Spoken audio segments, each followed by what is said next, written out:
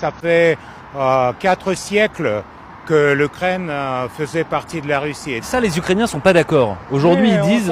On s'en fout. Piotr Tolstoï, c'est l'arrière-arrière-petit-fils du grand écrivain Léon Tolstoï.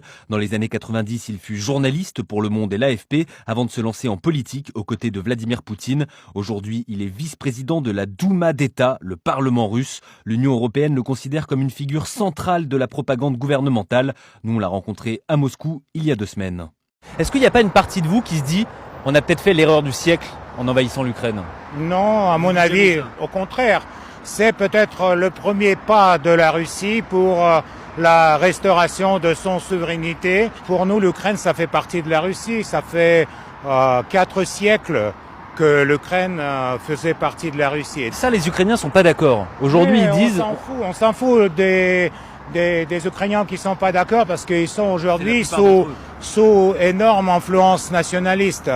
Aujourd'hui, on mène la guerre en essayant de préserver, d'éviter les victimes de masse chez les civils, parce qu'on considère quand même le peuple ukrainien comme le peuple frère. Les bombardements, c'est toujours les bombardements d'objets militaires où il y a les militaires.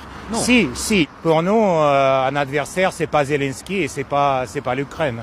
Aujourd'hui, avec la situation actuelle, c'est les pays européens, c'est l'OTAN qui est l'adversaire de la Russie. Attendez que la Russie gagne cette guerre et restez tranquille. On a gagné dans la Deuxième Guerre mondiale, on va gagner aujourd'hui. J'ai pas de doute. Pour lui, la guerre que mène la Russie est civilisationnelle contre une Europe qui serait dégénérée. Vous avez un type qui était homosexuel comme le chef de gouvernement, avant le ministre des Affaires étrangères, etc. Pour nous, c'est des choses qui sont inadmissibles. Pourquoi ? Mais parce que avec ces gens-là, on peut pas avoir des accords.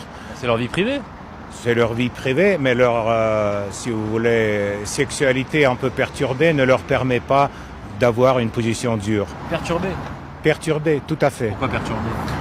Mais vous n'avez pas lu, je sais pas, le Bible par exemple, où c'est déjà raconté sur le sodomite, etc. Donc c'est très, à mon avis, pour un pays chrétien, c'est très clair. Bon, ça, j'espère que vous n'avez pas l'utilisé avec les sodomites. Merci beaucoup. Merci, Monsieur Tolstoï.